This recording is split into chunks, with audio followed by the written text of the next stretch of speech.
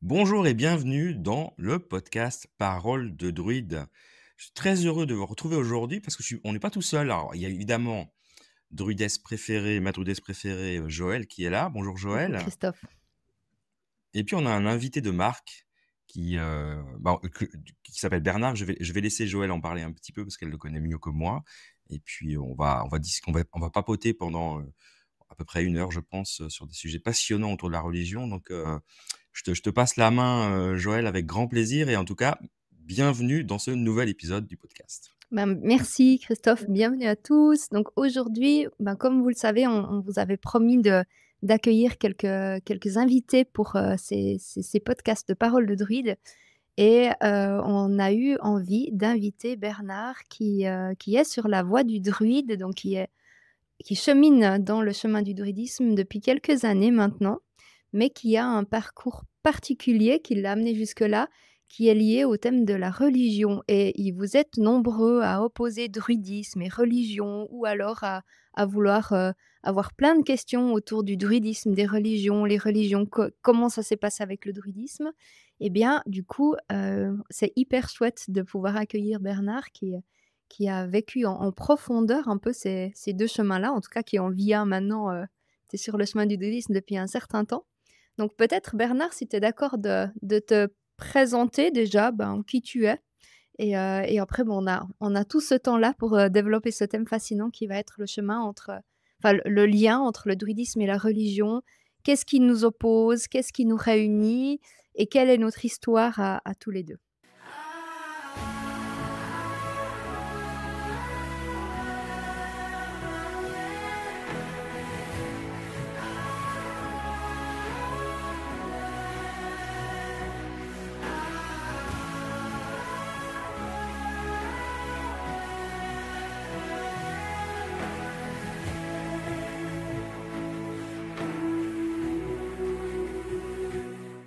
Bienvenue à Parole de druide, le podcast où la sagesse ancienne rencontre le monde moderne.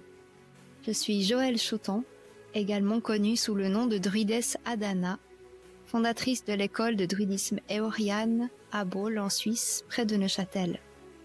Avec mon apprenti Christophe Rousseau, nous explorons ensemble l'histoire, les légendes et les pratiques du druidisme au XXIe siècle. Rejoignez-nous dans ce voyage spirituel où nous partageons des récits inspirants des rituels ancestraux et accueillons des invités spéciaux tout en promouvant une spiritualité de paix et d'amour. Préparez-vous à découvrir les mystères et la magie du druidisme moderne. Merci Joël, et merci pour l'invitation aujourd'hui. Donc oui, je me présente, Bernard Dupaquier. Je suis de formation théologien. J'ai aussi travaillé comme pasteur dans l'église réformée neuchâteloise. Et après, je me suis orienté plutôt dans le management associatif. Et aujourd'hui, je travaille dans le développement organisationnel. J'accompagne des organisations dans les différents processus de changement et de réajustement quand il faut accompagner les équipes pour atteindre de nouveaux buts.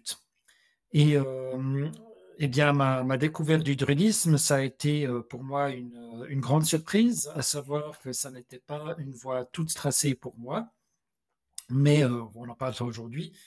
La vie m'a mené à faire le passage de la religion chrétienne, de la foi protestante vers la voie du druidisme. Et comme ça, à chaud, là, qu'est-ce que tu pourrais dire, de ces 2 voix? En quoi on est bien sûr, vous le savez, dans le bouddhisme, on fait très attention aux mots. On n'est pas là pour, condamner l'une ou l'autre et je sais que toi, c'est pas non plus ton but. Mais, quelles sont les 2 choses que ces 2 parties de ta vie t'ont amené de positif? Qu'est-ce que tu pourrais dire? Alors, bon, quand je parle de foi chrétienne, hein, je parle de la religion, enfin comment dire, de la dénomination protestante réformée. Ce que j'ai beaucoup apprécié dans cette voie-là, c'est avoir une indépendance d'esprit, de pouvoir me forger ma propre opinion, de ne pas être confronté à des dogmes, mais de pouvoir les questionner. Donc, cette autonomie-là, c'est quelque chose que j'ai beaucoup apprécié et dont je suis encore aujourd'hui très reconnaissant. Et puis, dans la voie du druide, pour moi, la voie du druide, ça a été vraiment la découverte de, du corps et du ressenti, de tout le savoir, de toute l'intelligence qu'il y a dans le corps, hein, et comment finalement, au travers des différents sens, je peux me connecter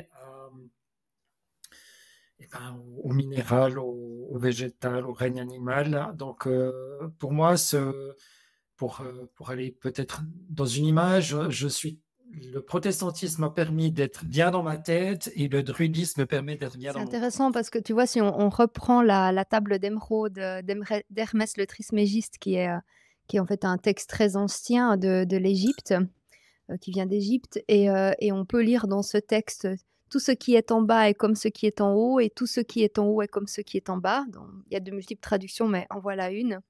Et en fait, quand il me dit ça, ça me fait penser que tu as une voix qui t'a permis d'aller connecter l'esprit, une voix qui te permet de connecter le corps. Et finalement, j'ai toujours cette image de l'esprit qui cherche à descendre pour féconder la matière, et de la matière qui cherche à s'élever pour aller vers la dimension de l'esprit. Oui, c'est bon. Je voyais Moi, plus j'ai pas Bernard. Je sais pas, entendu. Christophe, si toi tu Ouais, l'as vu Oui, disparaître. vous avez disparu aussi. non, Voilà, en fait, vous avez disparu au moment où tu posais ta question, donc j'ai pas entendu la question. ok, alors on va juste reprendre la question. Je vais peut-être reprendre depuis l'explication ouais. Ce que tu exprimes, Bernard, ça me fait penser aujourd'hui à la table d'émeraude que j'ai encore relue ce matin, qui est un texte très important d'Hermès le Trismégiste, qui est un texte de l'Égypte ancienne, qui dit: «Tout ce qui est en bas est comme ce qui est en haut, et tout ce qui est en haut est comme ce qui est en bas». C'est une des traductions de ce texte, il y en a plein.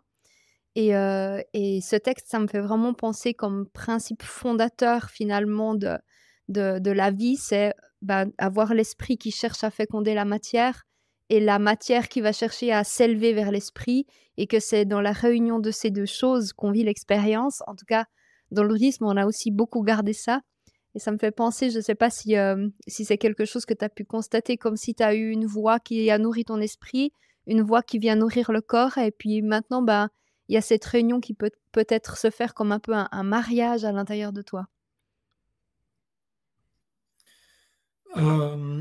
Oui, avec peut-être une nuance, c'est que au fond, je pense que bien que j'en étais pas conscient au moment où j'ai fait le pas vers le druidisme, mais ce qui m'a mené vers le druidisme, c'est que dans cette, euh, dans cette religion, dans cette confession protestante très, très mentale, très cérébrale, au fond, je plafonnais. Et il y avait toute une partie de moi-même que je ne connaissais pas ou que je n'écoutais pas.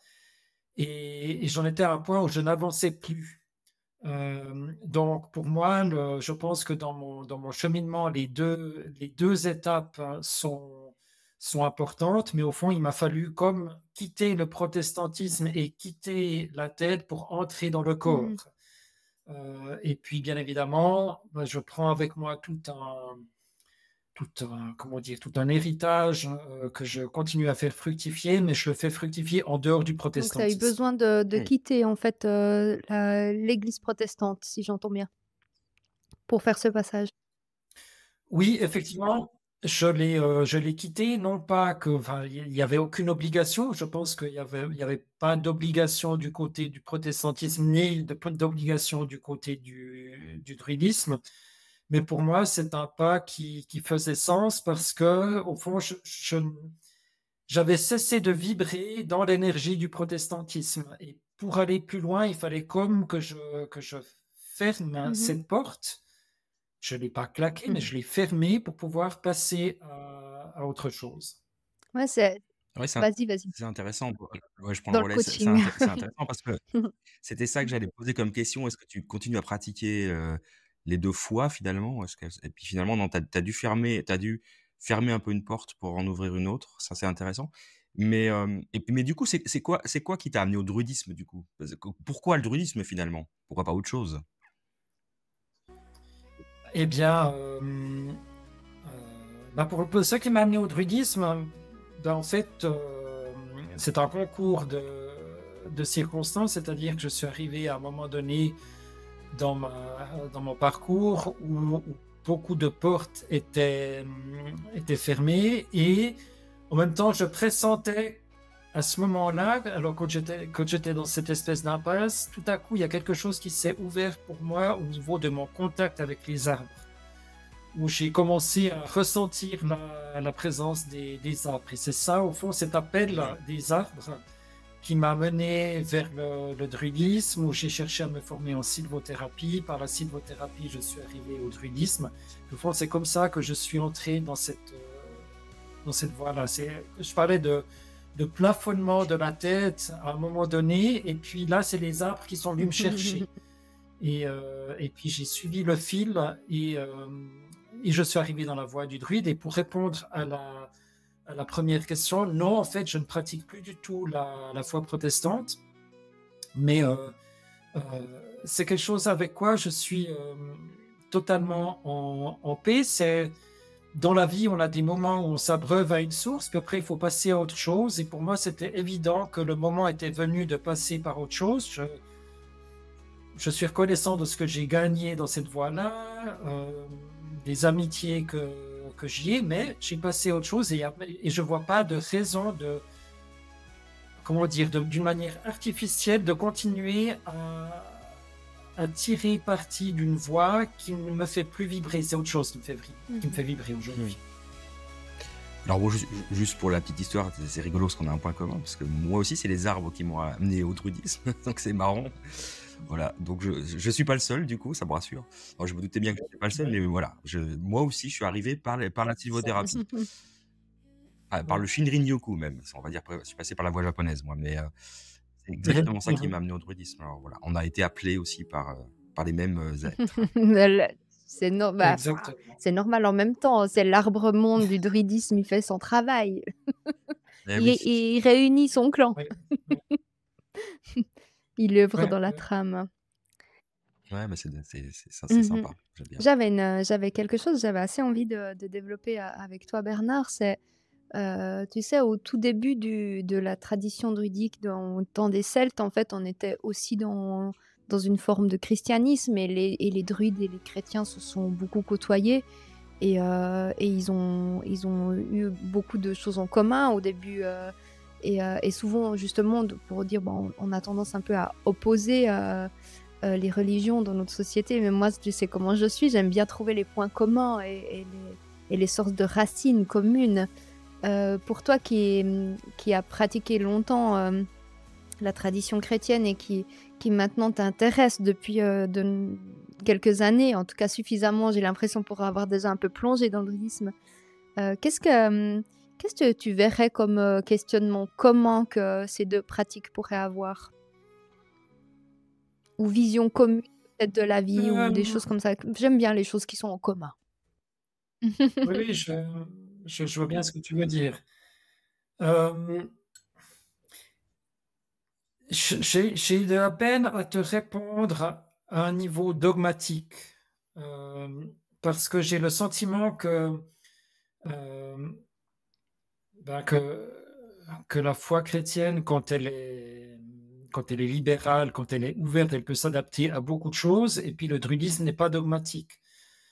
Et on a manifestement des exemples dans la tradition chrétienne, que ce soit Saint Colomba avec l'île d'Iona, ou bien je pense encore à Hildegarde de Bingen au Moyen Âge, ou bien à Saint François. On a des exemples, on a des figures qui se sont développées dans la foi chrétienne, tout en gardant des liens très forts aux différents règnes ou au druidisme, même s'ils ne l'appelaient pas tous comme ça.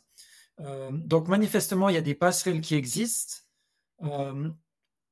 Au niveau dogmatique, j'ai de la peine à répondre, parce que j'ai l'impression qu'il y a quand même des différences assez grandes.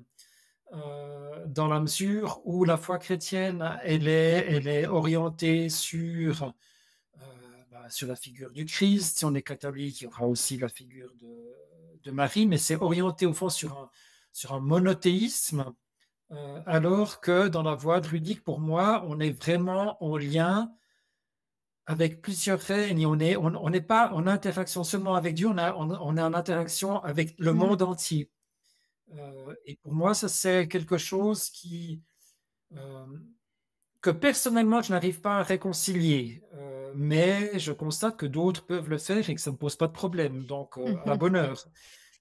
Mais pour moi, cette focalisation sur une personne, que ce soit Dieu, que ce soit Christ, que ce soit Marie, c'est quelque chose que j'arrive pas vraiment à réconcilier avec cette connexion grandissante que je ressens avec les énergies des différents règnes, avec les arbres, avec les montagnes, avec l'eau. Il y a pour moi une pluralité d'accès au sacré dans la voie du druidisme, alors que le christianisme privilégie une voie en particulier, pas toujours de manière exclusive, mais quand même une voie en particulier. Donc voilà, j'ai l'impression que les deux sont compatibles, mais personnellement, vu ces connexions multiples que je ressens et que je développe aux différents règnes, j'ai de la peine à me focaliser sur une voie d'accès plutôt que sur une autre. Tu sais, souvent dans toutes les traditions un peu, enfin, spiritualité un peu autre que la tradition chrétienne, peut-être j'utilise pas les bons mots, mais souvent on parle de la source en parlant de Dieu ou en parlant du un ou du principe créateur. Est-ce que tu penses que, en fait, finalement, on parle de la même chose ou est-ce que tu penses qu'il y a quand même une distinction entre le terme la source, le un et Dieu lui-même, hein, tel que tu l'as expérimenté? Non, moi je pense qu'on parle la même chose. Moi, l'image qui me vient à l'esprit, c'est que euh, finalement, à différents stades de notre développement spirituel, on a besoin d'aller s'abreuver à différentes sources, ou bien on raisonne à différentes religions ou à différentes approches. Et puis par exemple, je suis intimement convaincu que la voie du protestantisme a correspondu pour moi à un moment, c'était la source dont j'avais besoin, qui m'a fait avancer. Et le fait de passer à une autre source ou bien de passer à un autre accès de cette source, pour moi, n'enlève pas la valeur intrinsèque, mais au fond, je pense que ça fait aussi partie des religions que, qu'elles ne nous attirent pas de la même manière pendant tout notre cheminement de vie, mais qu'on est des fois, voilà, il y a des résonances qui durent un moment, puis après on passe à autre chose. Donc je pense que par rapport à une vision plutôt traditionnelle de la religion, le pas que j'ai fait, c'est de me dire, bah non, on n'a pas besoin d'être marié pour toujours à la même religion ou au même accès. Oui, on parle de la même chose. Oui, il y a une valeur intrinsèque à chacune de ces approches. Mais il faut aussi savoir se laisser appeler par d'autres portes d'entrée quand ça nous permet de faire avancer.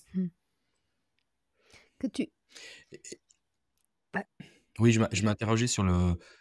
Est-ce que ça veut dire aussi qu'à un moment, t'as ressenti une sorte de, comment dire, d'enfermement dans une religion qui était trop encadrée ou cadrante ou c'est juste, ou c'est vraiment, ou ça n'a rien à voir, ou c'est juste vraiment, ça te nourrissait plus suffisamment. Tu as parlé de vibration, donc est-ce que Oui. ce manque de vibration justement, c'était à cause du cadre un peu trop rigoureux, je sais pas si c'est le bon terme, du protestantisme?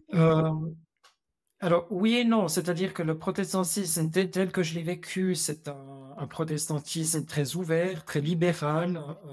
Donc, pour ça, j'étais bien dans les baskets. Mais en fait, quand je disais que c'est une voie assez inattendue qui m'a amené au druidisme, c'est que dans mon parcours, à un moment donné, je me suis souvenu très précisément d'une vie antérieure. Et cette vie antérieure, puis c'est intéressant, Joël, tu faisais allusion tout à l'heure, cette vie antérieure dont j'ai vu des images très, très, très précises, elle se passait sur l'île de Iona. Et c'est là, c'est en particulier dans cette île que christianisme et druidisme sont venus ensemble. Et, et dans cette vision que j'ai eue, je me voyais quitter la voie druidique pour entrer dans la voie chrétienne. Et quand je me suis souvenu de ça, en fait, j'ai compris que mon chemin maintenant, aujourd'hui, c'était de faire un peu le chemin inverse, de passer à l'étape suivante, de dire, OK, je me suis lié au christianisme pendant un certain temps, et maintenant, je dois passer à autre chose. Je dois refermer cette porte qui a été ouverte sur l'île de Iona. Et là, j'étais le premier surpris parce que les vies antérieures, j'étais ni pour ni contre, bien au contraire, mais c'était quelque chose pour moi d'assez abstrait. Mais là, c'est devenu tellement clairement, il y a eu comme une évidence que j'étais appelé à passer à autre chose. Et en fait, en relisant ma biographie dans cette perspective-là, je me suis rendu compte que toute ma biographie, la famille où je suis né, le métier que j'ai exercé, les organisations où j'ai travaillé, tendaient à me maintenir dans ce carcan du christianisme, et que l'enjeu pour moi, c'était de fermer la porte et de passer à autre chose. Donc, plus que la rigueur du protestantisme, c'est plutôt cette compréhension, ce souvenir que maintenant, c'était le moment de passer à autre chose qui m'a poussé à sortir du christianisme. C'est fascinant parce que l'île de Iona, je ne sais pas si parmi les personnes qui nous écoutent, il y en a qui sont déjà allées, c'est quand même un lieu mythique de cette réunion entre le christianisme et le druidisme. C'est une île en Écosse qui fait partie des Hébrides du Sud sous Ferreur. En tout cas, c'est assez vers le sud de l'Écosse dans toutes ces îles. Et c'est vraiment une île où on sent la présence des deux ensemble en communion. Donc on voit qu'il y a vraiment eu à un moment donné où druidisme et christianisme ont eu beaucoup de choses en commun.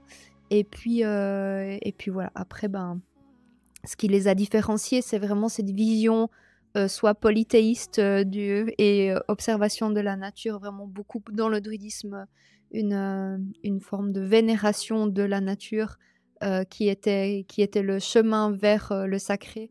Et dans le christianisme, j'imagine que c'est comment on dit, le monothéisme, le fait de vénérer un seul Dieu qui nous a, j'imagine, finalement beaucoup différenciés à un moment ou à un autre. Je ne sais pas si tu aurais quelque chose à compléter par rapport à ça, Bernard. Non, je pense que c'est juste. Mais là, ce que je trouve aussi intéressant, c'est que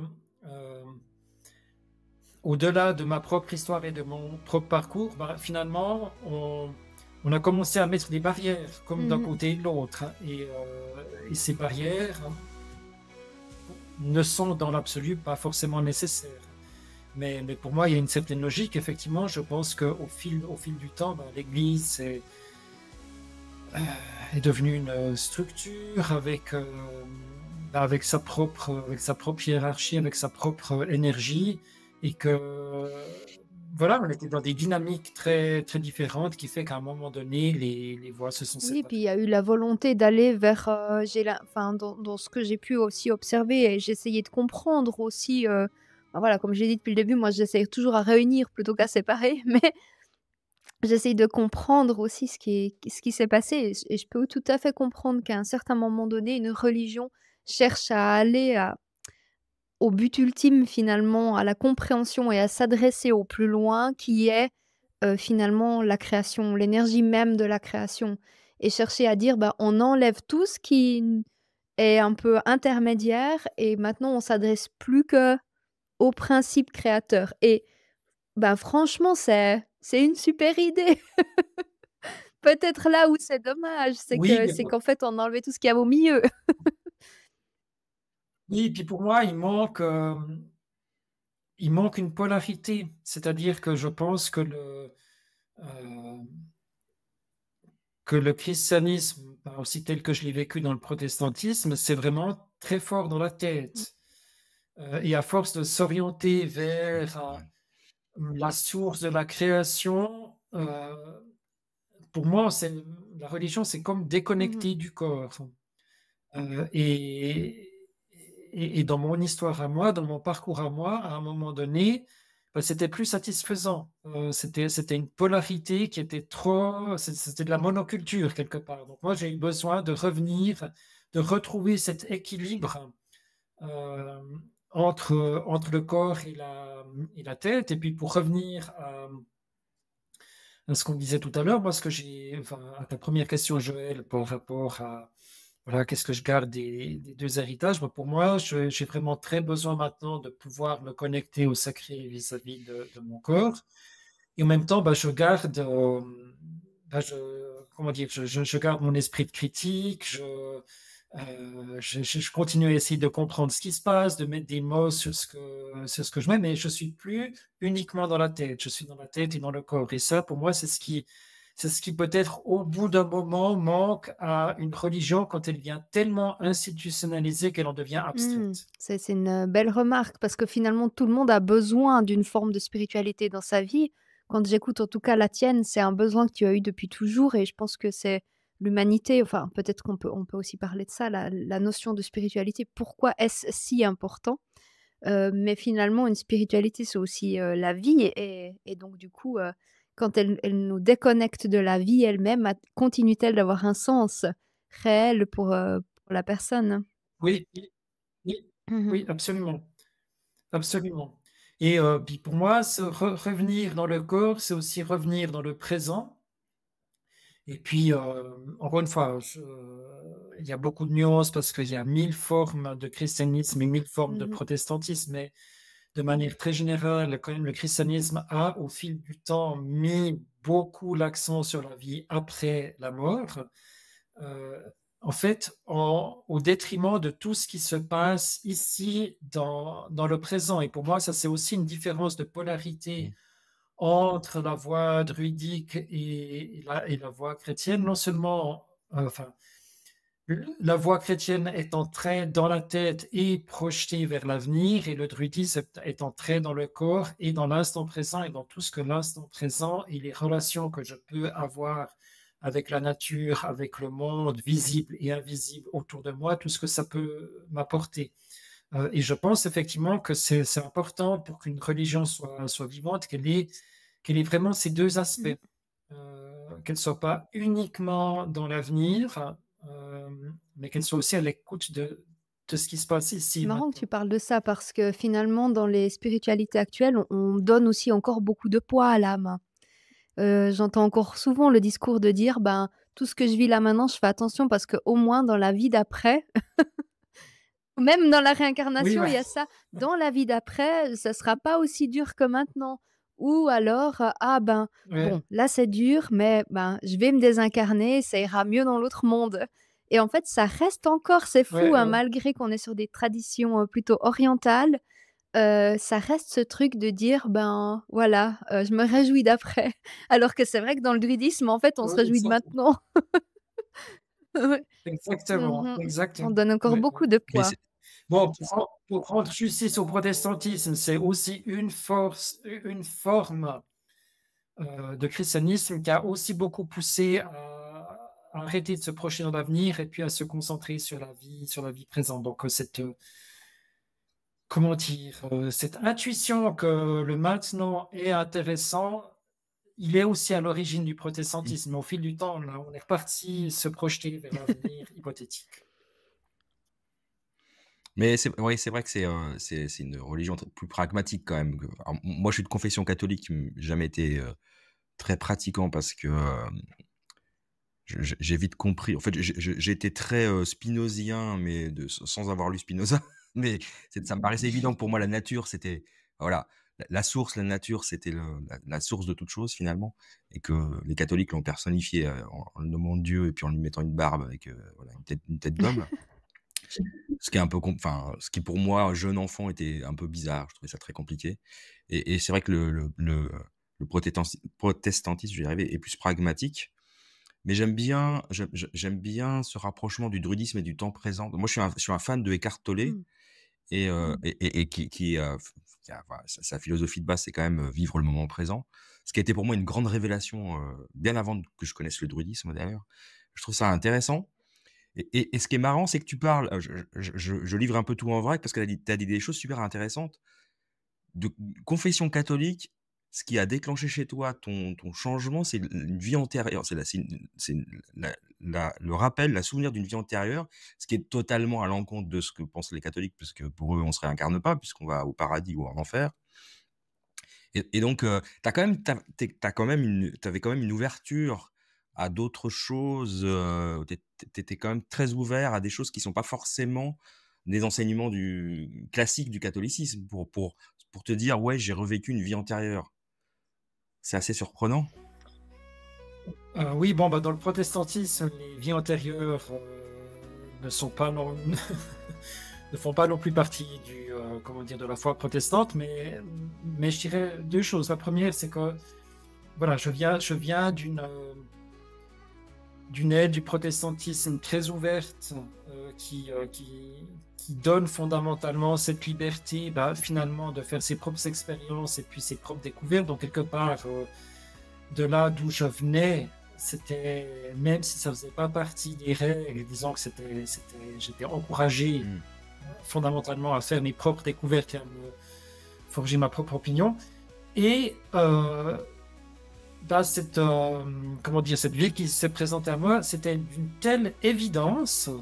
Et là aussi, je reviens. Pour moi, j'ai pas tellement commencé à revenir dans ma tête en me disant mais c'est possible, etc. Mon corps me disait tellement que oui, c'est ça, oui, c'est vrai, qu'il y avait pour moi quelque chose de totalement évident. Et je pense aussi que ce que j'aime et que j'ai encore beaucoup à approfondir, mais que je trouve fascinant dans la voie druidique, c'est vraiment faire confiance à son ressenti, à son intuition et ne pas censurer et mentaliser tout de suite. Et puis rester aussi dans cette énergie, dans cette sensation de ce qu'on ressent, parce que c'est une orientation et un moteur important pour le développement personnel. Donc pour moi, là, j'avais juste pas le choix. C'était évident. Je savais qu'il y avait cette vie derrière moi et je savais quelles en étaient les conséquences. Les conséquences, du coup, ça serait quoi les conséquences? Donc pour moi, les conséquences, c'était de fermer cette porte par rapport au christianisme et de passer à autre chose, ce qui dans mon parcours à moi faisait totalement sens.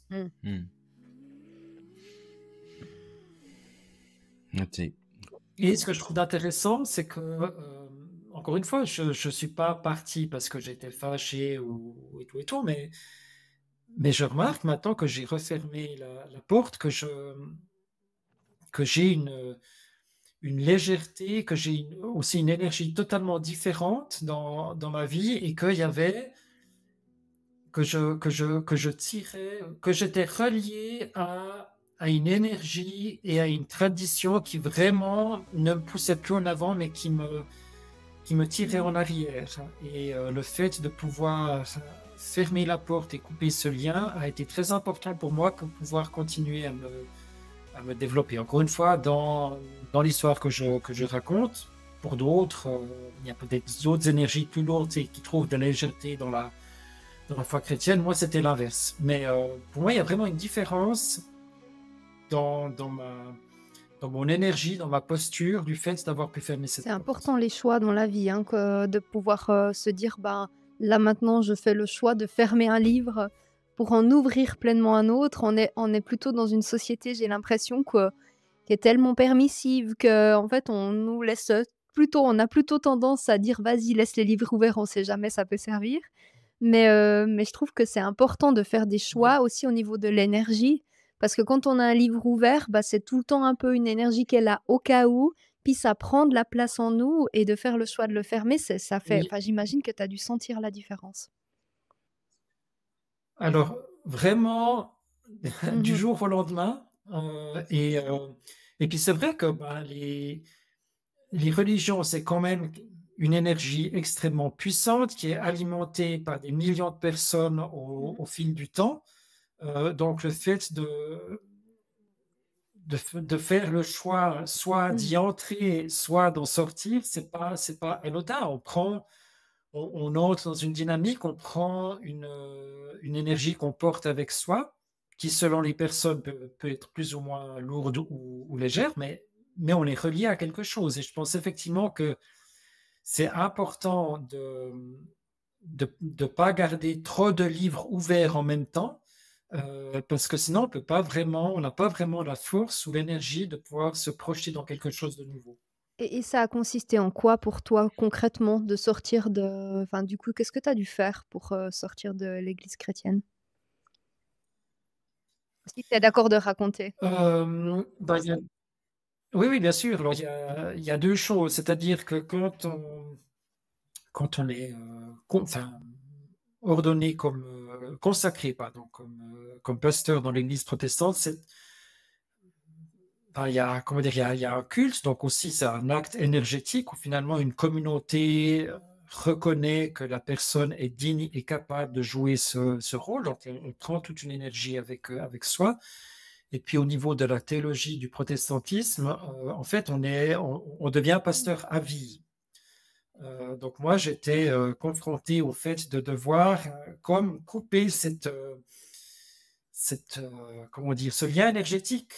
Puis ça, je l'ai bien compris, qu'il suffisait pas juste voilà, de jeter mon acte de consécration à la poubelle ou de faire comme s'il n'existait pas. Il fallait que j'en fasse quelque chose euh, pour pouvoir fermer, au fond, l'apport de cette énergie. Donc, au fond, j'ai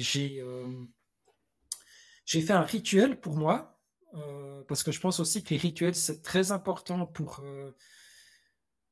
et ça, les religions l'ont d'ailleurs très bien compris, que c'est très important pour créer une réalité, pour faire, pour passer des étapes dans la vie, aussi énergétiquement. Donc, pour moi, il y avait une évidence que je devais faire un rituel pour me couper de cette mission que j'avais reçue. Et j'en ai improvisé un, et c'était très beau d'ailleurs, parce que à peine j'avais commencé que j'ai un corbeau qui est venu se mettre à côté de moi. Donc je me suis dit, bon, bah, je dois pas être dans le faux, il y a quelqu'un qui est là avec moi. Et puis, à l'issue de ce rituel, j'habite à Berne, donc je suis allé me baigner dans l'art. Et puis, au moment où je ressortais du fleuve, ben, j'ai les cloches de la cathédrale qui ont commencé Mmh. à sonner. Donc, il y avait plein de belles synchronicités. Et pour moi, c'était clair qu'après ce rituel, moi, je m'étais coupé de cette mission. Et dans ce rituel, j'avais dit aussi, bah, j'aimerais garder uniquement ce qui m'amène plus loin, ce qui m'est encore utile. Donc, par exemple, j'ai dit, je me coupe de cette mission que l'Église m'a donnée. Par contre, je reste ouvert à l'énergie du Christ. Mmh. Et voilà, c'est le premier volet. Et puis le deuxième volet, c'est un acte purement administratif, où il faut simplement s'adresser à l'Église pour sortir. Mais pour moi, vu que j'étais pasteur, il fallait que je passe Donc par ce c'est pas de rituel. se faire débaptiser ou quelque chose comme ça? Je sais même pas si c'est possible d'ailleurs. Non, bah, théologiquement parlant, enfin, ce n'est pas possible. Puis fondamentalement, pour moi, ça fait pas non plus de sens, parce que finalement, le baptême, c'est une Mmh. bénédiction. Euh, mais on peut décider de passer à autre chose, de ne pas en être prisonnier. D'ailleurs, quand j'étais dans l'art, juste avant que les cloches sonnent, je me suis aussi rebaptisé avec l'eau Mmh. de l'art. Et pour moi, j'ai rien contre mon baptême chrétien. Je le regarde avec beaucoup de reconnaissance. Et puis, je m'en suis Mmh. fait un autre. Et voilà. OK. Merci pour ce partage. En tout cas, c'est très, c'est très riche en symboles. Ça me fait penser, tu sais, ces Mmh. livres ouverts, Christophe, on parlait une fois de toi, tu as écrit un livre sur l'ikigai et Ouais. j'imagine que pour trouver son ikigai, ça demande, pas de justement pas avoir trop de livres ouverts non plus ou oui? Ou qu'est-ce que tu aurais à dire par rapport à ça? Hem, alors je pense que c'est pas vraiment des livres ouverts. Quand tu travailles sur ton ikigai, tu plutôt, c'est plutôt un travail introspectif sur essayer d'analyser. En tout cas de faire ressortir tout ce qui fait qui on est finalement. Donc ce qu'on aime, nos talents, ce qui fait du sens pour nous, ce qui fait et ce qui nous raccroche à la matière. Donc c'est pas vraiment des livres ouverts. J'aime bien l'idée, moi, de... Alors, le témoignage de Bernard, ça fait un peu... Alors, je voudrais pas qu'on se méprenne. Le message, c'est pas de dire le druidisme est au-dessus du catholicisme parce que c'est une progression, etc. C'est pas ça l'idée, mais on est bien...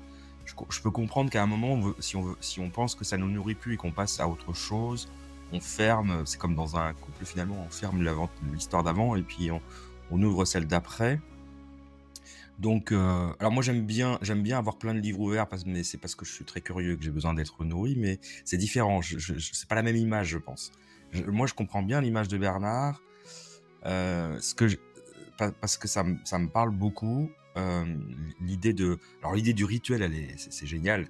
Enfin, je veux dire, que t'aies pensé à ça, c'est vraiment top, parce que moi je l'ai pas fait tout seul. J'ai été me faire baptiser avec Joël d'ailleurs.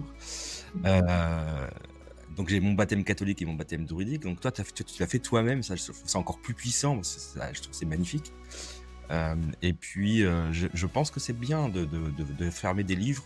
Mais ça, ce sont des livres un peu importants qui font qu'ils sont quand même à l'intérieur. Enfin, je veux dire, t'as construit une partie de ta vie là-dessus.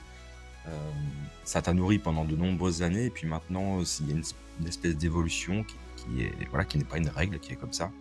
Et dans l'ikigai, c'est pareil. Moi, j'ai découvert l'ikigai il y a quelques années. Avant, le concept n'existait pas pour moi. Hein. Et j'ai ouvert le livre de l'ikigai. Ça veut pas dire que j'ai refermé tout ce que j'ai fait avant, mais j'ai essayé de transcrire ou de concrétiser ce que j'avais fait avant pour avoir cette idée que tout ce que j'ai appris dans ma vie, c'est utile maintenant. Puis je pense que c'est pareil pour toi, Bernard. Tu serais Oui, pas le druide que tu es totalement. maintenant si tu n'avais pas été dans la religion protestante avant. Voilà. Non, pour rester dans l'image, le livre, je l'ai refermé, je l'ai remis dans ma bibliothèque, mais je ne l'ai pas jeté. Euh, et ça me semble, je pense que c'est aussi très important d'honorer et de reconnaître d'où on vient. Parce que finalement, si je l'avais jeté ou si je l'avais rejeté, j'aurais rejeté toute une partie de moi-même. Donc voilà, je pense que c'est important de fermer pour pouvoir s'ouvrir à d'autres énergies, mais aussi de reconnaître ce qui a été et puis de pouvoir continuer à avancer. Et puis, je garde de très belles amitiés dans le monde protestant, donc j'y reste lié, mais autrement. Moi, justement, tiens, c'est une question que je gardais pour le... Tu me fais la bonne transition. Comment tes proches ont réagi à ce changement, comme c'est pas anodin, quoi. Quand on est pasteur protestant, et d'un seul coup, on passe à une vie totalement différente, et puis une spiritualité différente, une religion différente. Comment tes proches ont vu ça? Alors, pour en rajouter une couche, mon épouse est fille de pasteur et donc j'ai fait mon stage pastoral chez mon beau-père. Voilà. Euh, Ok. Wow. Mais il a été magnifique, mon beau-père, parce que quand j'ai fait ce pas, au fond, et pour moi, c'était très évangélique, mais vraiment dans le sens pur du terme. C'est-à-dire que je suis allé le voir, et puis, quelque part, je suis allé demander sa bénédiction, je lui ai expliqué où j'en étais, pourquoi je voulais partir, et pour lui, il m'a dit, mais n'hésite pas si ça te permet de devenir plus authentique. Et pour moi, c'était quelque chose de magnifique parce que, alors involontairement et sans qu'il s'en rende compte, du côté de la famille où je suis né, j'étais dans un carcan qui me poussait toute ma vie à rester dans ce rôle de pasteur. Et dans ma famille, bien que j'avais quitté le pastorat depuis plusieurs décennies, j'avais cette étiquette. J'étais le pasteur. Alors j'étais passé à autre chose il y a un bon moment. Et à un moment donné, j'ai aussi besoin d'enlever cette dernière étiquette pour dire non, non, c'est pas avec ça qu'on me définit. Donc voilà, pour moi, d'un côté, c'était important vis-à-vis d'une partie de ma famille d'enlever cette étiquette pour dire, mais il faut me voir tel que je suis, pas tel que vous pensez que je suis. Et du côté de ma belle famille, de mon beau-père, vraiment une bénédiction de dire, vas-y. Et puis je trouve fascinant parce que on a des très belles discussions avec ma belle famille, avec mon beau-père, où je vois très bien de quoi il parle quand on est sur des sujets plutôt religieux.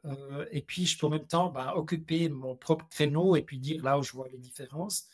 Tout ça dans une très belle écoute. Waouh. C'est tellement important d'être D'accord. accueilli, hein. Mmh. Ouais. Mmh.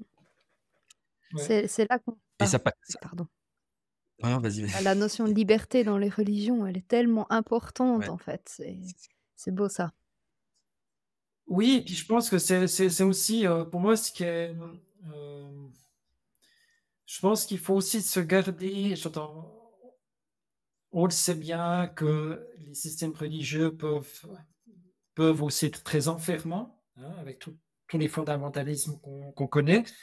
Euh, ce que je vois, c'est que les individus peuvent nous surprendre. C'est-à-dire que même dans des religions qui, a priori, dont on se dit, oulala, là, ils sont bien fermés, etc. Finalement, quand il y a une relation, il y a aussi beaucoup d'espace pour se reconnaître l'un à l'autre. Pas toujours, mais ça peut être le cas, quoi. Puis là, dans le cadre de mon beau-père, enfin, je n'avais pas de doute sur le fait qu'il allait m'accepter tel que je suis, mais ça n'a pas fait un pli. J'ai trouvé ça vraiment très beau. Ouais, c'est chouette. C'est une belle histoire. Mmh. Une très belle histoire. Je trouve ça très chouette. J'avais une question et je l'ai perdue. Ça va revenir. Oui, non, oui, c'est une petite question un petit peu personnelle, mais t'as presque répondu, je pense. Mais est-ce que quand même il y a eu un moment où tu t'es dit, enfin, est-ce qu'il y a eu un petit stress, une petite appréhension à faire j'allais dire son coming out, c'est pas le bon mot, mais à révéler à tes proches que tu voulais passer à autre chose? Est-ce que ça a été quand même, ou est-ce que c'était tellement dans tes tripes, c'était tellement, voilà, c'était tellement évident que de toute façon il n'y a pas eu de sentiment de peur ou de rejet ou de choses comme ça? Non, non, c'était tellement évident. Ouais. C'était tellement évident et pour moi, j'avais été tellement. euh, dans la Bible, il y a une parole où quelque chose est sous le boisseau, Mmh. c'est sous une cloche, hein, et puis on le cache. Et pour moi, j'avais tellement besoin d'enlever ce boisseau et puis de me manifester tel que je suis que non, en fait, il n'y a pas eu de crainte. C'était comme. C'était une évidence, c'était aligné. Puis quelque part, je pense que quand on est dans la justesse, quelque part, l'univers s'organise aussi autour de nous. Ça, c'est aussi ce que j'ai découvert. Et dans tout ce cheminement, Joël le sait, là, ça se voit pas aussi, mais pendant toute cette phase aussi, j'ai commencé à me tatouer. Donc, ça veut dire que mon expérience, mon apparence physique a beaucoup changé. Et en fait, je me suis jamais posé la question, mais qu'est-ce qu'ils vont en dire, etc. Puis j'ai jamais été confronté à quelqu'un qui me dit, mais qu'est-ce que tu as fait, quelle horreur, etc. Alors que, en fait, je me présente professionnellement ou de manière privée à des gens qui m'ont connu totalement différemment. Mais pour moi, dès le moment où on est aligné et qu'on a trouvé comme sa bonne posture, eh ben, l'environnement et l'univers en prennent acte, et puis il y a quelque chose qui est de l'ordre de Mmh. l'évidence. Et comment, par rapport à ça, où j'ai la sensation aussi qu'il y a une forme de retour à soi et dans les religions telles que je les vois, moi j'ai peu évolué dans le milieu religieux, mais mais dans ce que j'en comprends, peut-être tu pourras me dire si je me trompe, mais il y a vraiment beaucoup de service à l'autre. Comment est-ce que tu as vécu ou tes proches ont pu vivre aussi eux ce retour à toi, par rapport à ce pasteur qui est plus au service de la communauté et de l'autre et comment c'est pour toi maintenant d'avoir vécu cette espèce de transition? Peut-être tu l'as pas du tout vécu comme ça, mais c'est ce qui me vient comme ça là. Mais qu'est-ce que tu veux dire par rapport au service aux autres? Ça, je suis pas sûr d'avoir tout à fait compris Ben, ta, j'ai ta l'impression question. que dans la tradition chrétienne, il y a beaucoup de service à l'autre, de service à la communauté, qu'on peut retrouver dans le druidisme si on avait Oui, encore oui. des clans. Mais bon, comme on est un peu chacun tout seul, on est Bon, plutôt dans un retour à soi. Comment tu vois mieux ma question? Oui, oui, je vois ta question. Puis en fait, ce que je trouve d'intéressant, c'est que, en particulier dans le protestantisme d'ailleurs, la notion du service à l'autre, elle est liée à la notion du devoir et de la Mhm. morale. Et puis, ce que je constate, c'est que bien qu'on est dans un monde aujourd'hui où tout est permis, en même temps, il y a quelque chose quand même qui reste très fort en termes de devoir et de morale.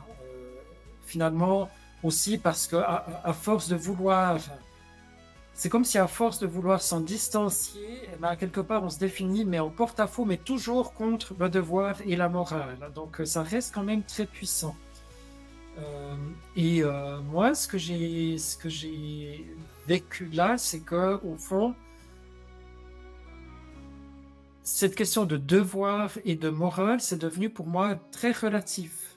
Euh, Dans le sens où c'est plutôt la question de la justesse, c'est la question de la relation, c'est la question d'interdépendance. Si je vais vers quelqu'un, si je réponds à une demande, je ne me pose pas la question est-ce que je dois, mais je me pose la question est-ce que c'est juste, est-ce que ça fait sens? C'est comme si cette boussole du devoir, pour moi, elle avait cessé de tourner. C'est comme une autre manière de m'orienter dans la vie, en fait. C'est est-ce que je me sens appelé et pas est-ce que je Mm. dois. Et finalement, c'est presque la même chose dans l'absolu. C'est une danse différente, mais d'un système identique. Mm. Alors, tout à fait, dans l'absolu. Et puis, je pense que aussi dans le druidisme, on voit très bien et on sent très bien l'interdépendance qu'on a. Je donne un exemple tout bête. Euh, euh, les éco-gestes, le fait de, se, de ramasser les déchets dans la nature.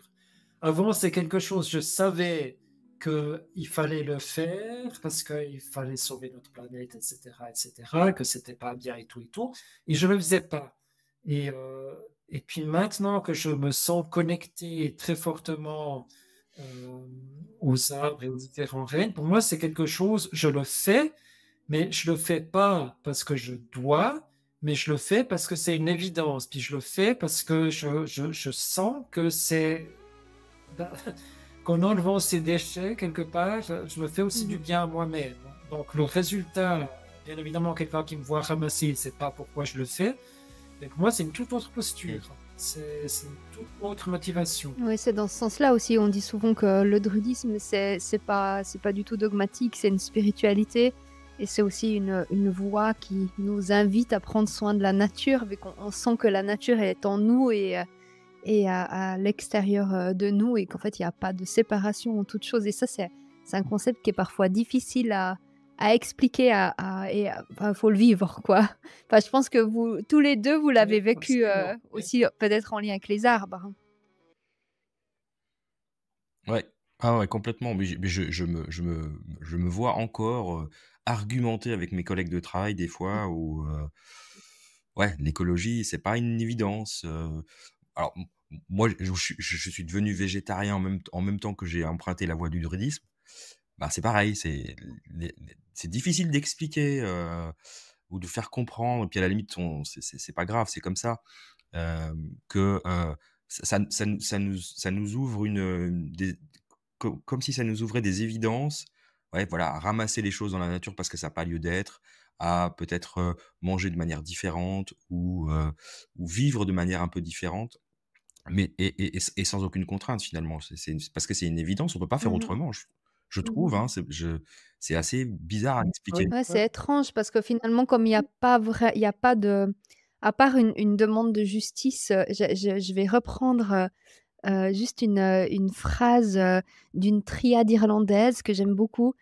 Trois choses qui montrent un sage: le savoir, la patience et la douceur de la parole. Et j'aime beaucoup Mmh. cette triade parce qu'en fait, bah, les triades, c'est des textes anciens, hein, et elles nous montrent, finalement des sortes de voies, mais des triades, il y en a des centaines et des centaines. Et Et en fait, finalement, cet état de sagesse que l'on cherche, aussi à travers, notre pratique, c'est finalement une voie qui peut être, prise à différents niveaux, de différentes façons et j'imagine que cette triade dans Oui, hein. le christianisme, tu pourrais très bien aussi l'appliquer dans ton rôle de pasteur. Tu pourrais aussi très bien l'appliquer, et il y a tellement de voies finalement et comme tu le disais Christophe, il y a pas d'obligation, il y a pas de quand on devient druide, donc il faut devenir végétarien, il faut ramasser ses déchets, il y a pas tout ça. Il y a juste, ben, voilà, il y a une sorte d'engagement, de justice, de soi à soi et en fait, on peut pas faire autrement. C'est ça, ça devient Mmh mh. évident et puis il y a pas ouais, c'est comme ça, Oui, c'est ça qui est beau, je Mmh. trouve. C'est ça qui est beau, parce que c'est une notion de liberté, oui, ce que tu disais tout à l'heure. Je me sens, je me sens plus dans le devoir. Je sens que je fais les choses, mais par choix, mais c'est vraiment, ouais, on se sent libre, en fait, de faire des choses qui, pour les autres, on a l'impression pour les autres, voilà, ça fait tout de suite les clans contre les autres, mais pour le commun des mortels, on va dire, semblent être des contraintes, en fait. C'est comme si on s'imposait des contraintes, mais non, il y a zéro Mmh. contrainte. Mmh. C'est juste normal pour nous. ouais. Hem, Oui, et puis, enfin, voilà, d'autres arrivent au même geste avec d'autres mmh mh. motivations, heu, mais pour moi, c'est une autre posture simplement. C'est ça. J'avais une question pour toi, Bernard, par rapport à la spiritualité. Donc, en fait, on voit que dans ta vie, la spiritualité, elle a eu, beaucoup de place depuis longtemps. Et est-ce que c'est un appel que tu ressens en toi depuis que tu es tout petit? Et mon autre question, c'est est-ce que quelqu'un peut se passer de spiritualité dans sa vie? Hem, pour moi, j'ai un petit peu de la peine, non, je vais répondre autrement. Ce que j'aime dans la voie druidique, c'est je sais plus où j'ai lu ça, ça vient pas de moi, mais c'est que c'est une spiritualité sensuelle et ou une sensualité spirituelle. Et ce que j'aime dans cette, expression, c'est que pour moi, quand on parle de spiritualité, le terme m'a l'air assez, connoté dans le Oui. sens où il est un petit peu désincarné, où il est un petit peu abstrait. Et au fond, une spiritualité abstraite, ça ne m'intéresse pas, ça ne m'a jamais intéressé et je suis vraiment pas je n'ai jamais été une personne hem qui avait une pratique spirituelle, dans le sens où honnêtement le culte à l'époque, ça me motivait pas franchement. Les retraites, ou bien le jeûne ou toutes ces pratiques qu'on a l'habitude de faire, j'ai jamais, jamais croché. La méditation non plus d'ailleurs et en fait, je pense que ce que je vis aujourd'hui, c'est plus qu'une spiritualité, pour moi, c'est une interconnectivité où c'est le fait d'être, je me sens relié à de manière plus intense au monde qui m'entoure, de manière plus intense au monde invisible et puis c'est comme une manière d'être, en fait et pas quelque chose qui se passe dans ma tête ou dans mon cœur. Donc pour moi, c'est comme une espèce de réintégration où je fais pas la différence entre ce qui serait spirituel et pas spirituel, entre ce qui serait physique et spirituel. Donc au fond, cet appel de la spiritualité, je l'ai jamais eu, mais je pense qu'aujourd'hui, je vis cette aspiration que j'avais d'avoir une vie qui est plus consciente et plus intégrée. Et est-ce que tu Mmh. penses qu'un être humain, qu'une personne pourrait se développer, sans, une dimension spirituelle dans sa vie? Ben, j'imagine quand même qu'on a toutes et tous, sous une forme ou sous une autre, une dimension, cette aspiration. Hem, pour moi, une vie ou une existence qui est prise au premier degré purement, soit trop spirituelle, soit trop matérielle, quelque part, c'est quelque chose où il manque une polarité, donc c'est moins riche. Donc je pense que dans l'absolu, c'est Mmh. possible, heu, mais pour moi, il manque une épaisseur ou une richesse. Un peu des palettes de couleurs comme ça. Oui, Mhm. oui. Et, Mais et- enfin, je pense que même la personne qui fait le choix de dire, moi, je suis hyper matérialiste, concret, etc., à quelque part, elle a quand même des ressentis, elle a quand même des intuitions, mais qu'elle ne lui permet pas forcément de s'exprimer. Donc, je pense que l'appel, il est toujours là. Après, chacun y répond différemment. et je me demandais encore une chose, c'est qu'en fait on parle de spiritualité, mais du coup ça peut être un terme assez abstrait. Et je vais jouer le rôle de Jean-Baptiste qui nous rejoindra la semaine prochaine. Mais tu me vois venir, comment est-ce que qu'est-ce que c'est en fait se dire spirituel, ou qu'est-ce que c'est en fait pour toi, hein, de toi à toi? Comment de toi à toi tu reconnais ta part spirituelle en toi? C'est quoi être spirituel? Est-ce que c'est avoir un tambour chamanique? Ben, c'est une question que je me pose. Est-ce que c'est Non, faire ben, méditer? ben, c'est une question que je me pose jamais. Euh, et c'est peut-être pas un hasard que je ne la pose pas. Pour moi, c'est euh, peut-être que plus que la question spirituelle, ce serait le fait de ressentir le sacré ou d'être les moments où où j'ai une connexion avec un arbre, avec un lac, avec le monde invisible, les moments où j'ai une intuition, les moments où je revois une vie antérieure, c'est des moments où je suis comme plus en phase avec l'univers. Et c'est ça qui est important pour moi. Et c'est des choses qui, pour moi, sont intégrées dans mon quotidien. C'est pas quelque chose à part. C'est pas un moment que tu prends. Donc, pour moi, ce qui est important, c'est de vivre, c'est d'avoir cette connexion sacrée. Mais je ne le considère pas comme une pratique spirituelle. C'est des choses qui viennent quand elles doivent venir. Ouais, c'est pas quelque chose que tu extrais de ton quotidien, en fait. La part spirituelle de ta vie n'est pas extraite. Pas du tout. Mhm. Pas du tout. Ouais. Non, C'est pas dans du chaque tout. petit geste, tu pourrais dire. Oui, puis bon, bah, je dis toujours, il y a des jours on a la 5G, puis il y a des jours on n'a pas la 5G, donc On va la retenir, C'est celle-là. pas faux. donc voilà, Ah, on va la voilà, garder, elle est pas mal, elle est pas mal. Ça, c'est pas faux, c'est pas faux, c'est vrai. on n'est pas tout le temps dans le sacré, et puis finalement, peut-être qu'au bout d'un moment on s'en lasserait si on y était tout le temps, je ne sais pas. Donc moi j'aime bien quand il y a du réseau, mais ma foi, je ne vis pas non plus Mm. que pour ces moments Mhm. où il y a du réseau. Et Oui, je pense que c'est OK de pas avoir de réseau de temps en temps aussi. Ça fait du bien de se déconnecter. Oui, oui, tout à fait. et finalement, j'aime bien ta réponse de dire que être spirituel, c'est justement pas se poser la question. C'est finalement de... C'est pas mal ça. Ouais. On va la noter celle-là, je vais la garder dans mes citations. Ouais, c'est pas mal. C'est justement dans le fait de pas distinguer le moment où on l'est ou on l'est pas que peut-être on l'est. Voilà, c'est une réponse qui est tout à fait pertinente, j'aime beaucoup. Moi, j'aime bien cette dimension aussi de se dire qu'il y a cette interconnectivité avec ce qui est une forme de spiritualité qui n'est pas dans l'acte, qui n'est pas dans le fait de faire, qui n'est pas dans le fait d'aller méditer C'est ça. ou d'aller se promener vers les arbres Exactement. ou d'aller faire un câlin à un arbre qui dit ça y est, je suis un être spirituel, j'ai lu un Bah, texte ouais, sacré, je exactement. suis un être spirituel. Mais, Mm.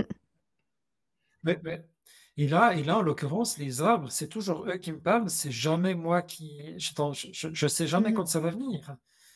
Donc, quelque part, je peux pas. C'est comme cet accès au sacré. Peut-être qu'un jour j'arriverai, je sais pas. En tout cas, maintenant, j'arrive pas. C'est quelque chose qui vient à moi. C'est pas quelque chose que je peux aller Mm. chercher. Donc c'est pas vraiment une forme de quête, c'est plutôt quelque chose qui est essentiel, enfin qui se manifeste naturellement à l'intérieur de toi. Oui, pour moi, c'est pas une question de quête, mais c'est une question de Mm. réceptivité. Et puis, je pense que c'est des choses que les arbres, hein, bien récemment, c'est le lac qui m'a parlé, ben, ils viennent à moi, ben, quand j'en ai besoin, quand il y a quelque chose en moi qui fait que je suis réceptif à ce qu'une essence ou ce qu'un lieu peut m'apporter. Donc pour moi, oui, c'est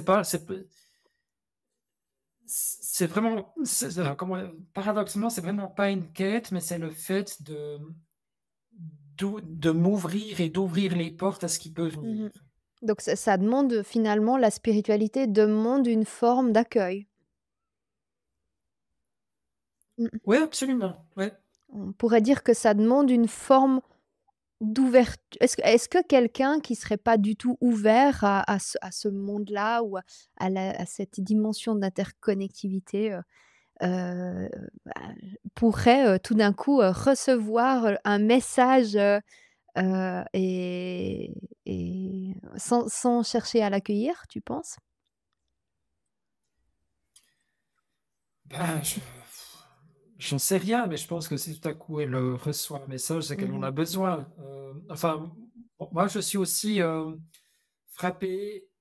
On parlait tout à l'heure de coming out. Finalement, moi, autour de moi, maintenant, je parle beaucoup plus volontiers, justement, de contact avec les arbres, d'énergie dans un lieu. Et je suis toujours assez surpris de voir qu'au fond, les gens autour de moi savent très bien de quoi je parle. Et puis, souvent, c'est ah oui, oui, oui, ça, je l'ai déjà senti. Ah oui, ah oui. Donc, c'est pour ça que j'ai du respect par rapport, et je sais que c'est pas ton propos, Joël, mais de mettre une étiquette sur quelqu'un. Ah non, là, il est pas ouvert. Ah non, là. Parce qu'en fait, on est toujours surpris. Les gens sont beaucoup plus de facettes qu'on Ouais, ne le ma question, elle pense. était plutôt dans le sens de dire, est-ce que bah, par rapport à l'accueil, bah, de dire: «Bah, je suis ouvert à recevoir cette énergie». Le truc, c'est qu'on n'est pas tout le temps ouvert à recevoir cette énergie. Parce qu'il y a plein de moments dans notre vie où, en fait, on pense à tout à fait autre chose. Ah, on peut pas, on pense à autre Et chose. Ah oui, et puis ben, ça oui, m'arrive voilà, puis il aussi. y a plein de gens finalement qui se font surprendre parfois justement par, ces moments où ça tombe de nulle part, où tout d'un coup, il y a une Mm. révélation, en allant faire leurs courses, devant les tomates ou, c'est complètement inattendu quand ça arrive comme ça et je trouve ça magnifique parce que cette notion d'accueil de nouveau, elle est à traiter dans l'être, et pas dans le faire. C'est pas parce que je médite sur mon cœur qui s'ouvre Oui, que je vais, absolument. pouvoir être plus réceptif au message de l'univers. C'est plus vraiment faire confiance à l'être. Mmh. C'est notre nature profonde. Oui. Et ce que je trouve de bon, c'est Mmh. oui. Et ce que je trouve de beau, c'est qu'il n'y a Non. pas de mode d'emploi. Après, bon, la question, c'est est-ce que tu es prêt à te laisser surprendre et puis à pas te fermer? Ça, c'est chacun qui fait son choix, mais quelque part, ça peut arriver à tout le monde et il n'y Mmh. a pas de mode Et il y a d'emploi. pas de moment juste non plus. Mmh. Non, ça Non. c'est même forcément toujours très surprenant. Ouais. Mmh. Moi, celle qui est la plus douée pour, venir me surprendre, c'est ma grand-mère parce qu'elle a tendance à venir communiquer avec moi. Alors chaque fois que j'essaye d'aller dans l'autre monde pour papoter, elle est pas là. Et puis les fois où elle vient me papoter, c'est dans des moments complètement inattendus, genre sous la douche, au cinéma, en train de conduire, quand je suis en train de causer à quelqu'un et donc du coup, tout d'un coup, je suis là: «Ah tiens, elle est là!» mais en fait, j'ai jamais cherché à établir le lien, mais c'est là qu'elle va venir et ça me fait toujours très sourire. Ouais, ouais. Mmh. Mhm. Ouais, donc du coup, en fait, ce qu'on a envie de rappeler peut-être dans le druidisme et ce que tu évoques très bien, c'est cette notion que on ne cherche pas à faire du druidisme parce que finalement c'est notre nature profonde, que c'est juste une révélation de notre nature profonde et dans laquelle on cherche juste à être ou à se mettre en lien ou à le vibrer, dans notre quotidien, qui rappelle cette forme d'authenticité justement dont tu parlais. Mmh. Mmh. Oui, absolument. Alors, on arrive à la fin de cet épisode. Merci beaucoup, Bernard, pour tout ce partage et évidemment, ces témoignages vraiment, vraiment très intéressants.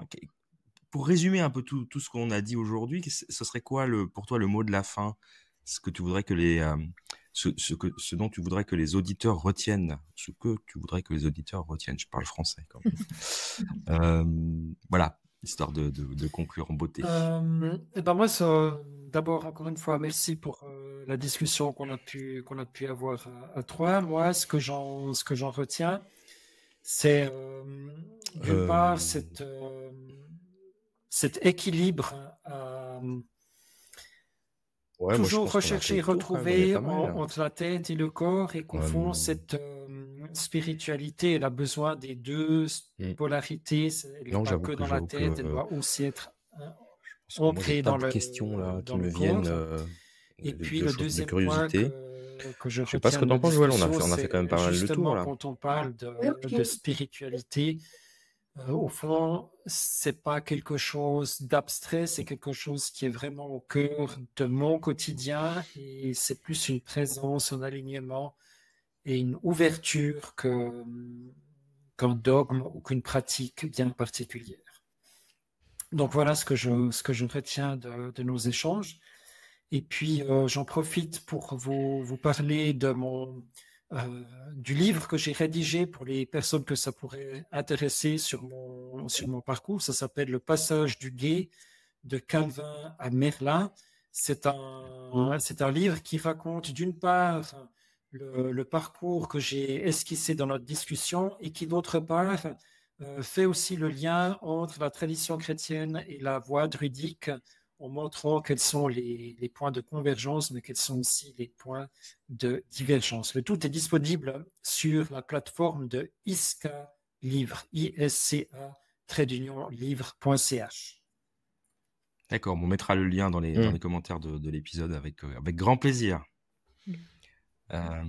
Merci à vous deux. Est-ce que tu veux nous dire le petit mot de la fin, Joël, ou tu as encore une belle citation à partager avec nous? Une triade, merci. J'ai une triade. Oui, j'ai une triade. Alors, je reprends juste le texte parce qu'entre-temps, voilà. 3 points. Non, ça me va. Je reprends. Voilà, les triades. Alors, je pense l'épisode va toucher à sa fin. C'était extrêmement intéressant. On va peut-être encore demander à Bernard le petit mot de la fin. Quel est le message final qu'il aimerait transmettre à nos auditeurs. Et de la parole. Et puis après, on le remerciera. Un souffle sacré qui traverse les âges. Alors, dis-nous, Bernard, qu'est-ce que c'est l'essence? On a balayé plein de sujets, mais s'il y avait une chose importante que tu voulais redire peut-être ou un autre épisode développer encore pour rencontrer Jean-Baptiste. Pour finir cet épisode. Voilà, exactement. Merci beaucoup Bernard, merci beaucoup Joël, et à très bientôt. À bientôt, portez-vous bien, prenez soin de vous et bel ancrage. Il était une fois une forêt sacrée,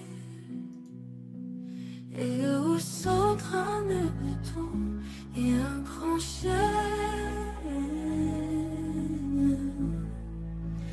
et un grand chêne.